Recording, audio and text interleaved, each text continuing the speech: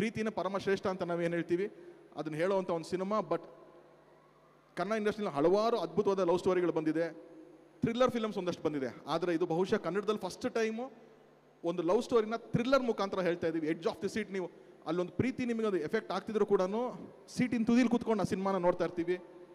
2 ಗಂಟೆ 10 ನಿಮಿಷ ಒಂದು ಸಿನಿಮಾ ಇದು, ಒಂದು ಫಾಸ್ಟ್ ಪೇಸಲ್ಲಿರುತ್ತೆ. ಖಂಡಿತವಾಗ್ಲೂ ನಿಮಗೆ ಡಿಸಪಾಯಿಂಟ್ ಮಾಡಲ್ಲ.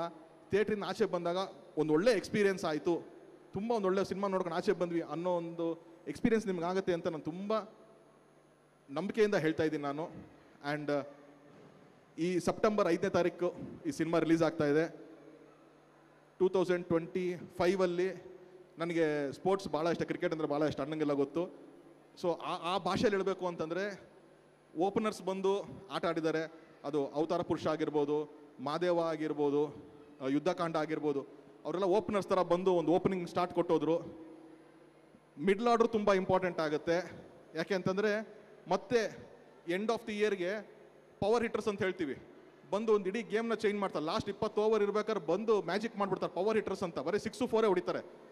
ಆ ಥರ ನೆಕ್ಸ್ಟ್ ಇದೆ ನಮಗೆ. KD ಇದೆ, ಪ್ರೇಮ್ ಸರ್ ಅವ್ರದ್ದು KD ಇದೆ. 45 ಅಂತ ಶಿವಣ್ಣ ಉಪ್ಪಿ ಸರ್, ರಾಜ್ ಬಿ ಶೆಟ್ಟಿ ಅವ್ರ 45 ಇದೆ. ಜಡೇಶ್ ಅವ್ರದ್ದು ಲ್ಯಾಂಡ್ ಲಾರ್ಡ್ ಇದೆ. ಡೆವಿಲ್ ಅದು ಇದೆ. ಸೊ ಪವರ್ ಹಿಟ್ಟರ್ಸ್ ಇದ್ದಾರೆ ನಮಗಿನ್ನ. ಲಾಸ್ಟ್ ಅಕ್ಟೋಬರ್ ನವಂಬರ್ ಡಿಸೆಂಬರ್ಗೆ ಕಾಂತಾರ 2 ಇದೆ. ಸೊ ಪವರ್ ಹಿಟ್ಟರ್ಸ್ಗಳು ಅಲ್ಲಿದ್ದಾರೆ. ಮಿಡ್ಲ್ ಆರ್ಡ್ರು ಚೆನ್ನಾಗಿ ಒಂದು 25 ಓವರ್ ಚೆನ್ನಾಗಿ ಸ್ಕೋರ್ ಮಾಡಬೇಕು. ಸೂಫ್ರಮ್ಸ್ಗೂ ಒಂದು ಶುರು ಮಾಡಿದೆ. 7 ಮೇಲೆ ಖಂಡಿತವಾಗ್ಲೂ ಜವಾಬ್ದಾರಿಯುತವಾಗಿ ಆಟ ಆಡಿ ನಾವು ಅಲ್ಲಿಂದ ತೊಗೊಂಡೋಗಿ ಪವರ್ ಹಿಟ್ಟರ್ಸ್ಗೆ ಕೊಡ್ತೀವಿ. ಖಂಡಿತವಾಗ್ಲೂ ಈ ವರ್ಷ 2025 ಬೇರೆ ಭಾಷೆಯವ್ರಿಗೆ ಕನ್ನಡ ಸಿನಿಮಾ ಮತ್ತೆ ಕಣ್ಣಿಗೆ ಕಾಣಿಸೋ ಥರ ನಾವು ಖಂಡಿತವಾಗ್ಲೂ ಮಾಡ್ತೀವಿ.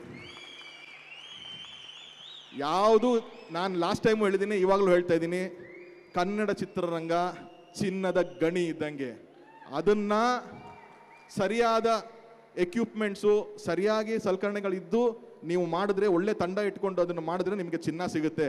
ನೀವು ಒಂದೇ ಒಂದು ಯಾವುದೋ ಒಂದು ಎಕ್ವಿಪ್ಮೆಂಟ್ ಇಟ್ಕೊಂಡು ಅಲ್ಲೇ ಕೆತ್ತಾ ಇದ್ದು ಚಿನ್ನ ಸಿಗ್ತಾ ಇಲ್ಲ ಅಂತ ನನ್ನ ಕನ್ನಡ ಚಿತ್ರರಂಗನ ಬ್ಲೇಮ್ ಮಾಡಬೇಡಿ. ಕನ್ನಡ ಚಿತ್ರರಂಗದಲ್ಲಿ ಒಳ್ಳೆ ಕಾಂಟೆಂಟ್ ಕೊಟ್ಟರೆ ಖಂಡಿತವಾಗ್ಲೂ ಜನ ಕೈ ಹಿಡಿದಿದ್ದಾರೆ, ಇನ್ನು ಮುಂದೆನೂ ಕೈ ಹಿಡಿತಾರೆ. ಸೊ ಆ ಸಾಲಲ್ಲಿ 7 ಮಲೆ ಸೇರುತ್ತೆ. ಈ ಸಿನಿಮಾ ನಿಮಗೆಲ್ಲ ತೋರಿಸ್ಬೇಕು ಅಂತ ಭಾಳ ಎಕ್ಸೈಟೆಡ್ ಆಗಿ ನಾನು ಇದ್ದೀನಿ. ಒಬ್ಬ ಪ್ರೊಡ್ಯೂಸರ್ ಆಗಿ ಇದು ತುಂಬ ಎಕ್ಸೈಟೆಡ್ ಆಗಿದ್ದೀನಿ. ಇದೊಂದು ಎಕ್ಸ್ಪೀರಿಯನ್ಸ್ ನೀವು ಮಿಸ್ ಆಗಬಾರ್ದು ಅಂತ. ಸೊ ಸೆಪ್ಟೆಂಬರ್ 5ನೇ ತಾರೀಕು ಕರ್ನಾಟಕದಾದ್ಯಂತ 7 ಮಲೆ ಬರ್ತಾ ಇದೆ. ಆ ಮಾದಪ್ಪನ ಆಶೀರ್ವಾದ ಜೊತೆಗೆ ನಿಮ್ಮೆಲ್ಲರ ಪ್ರೀತಿ ಈ ಸಿನಿಮಾ ಮೇಲೆ ಇರಲಿ ಅಂತ ಕೇಳ್ಕೊತೀನಿ. Thank you so much.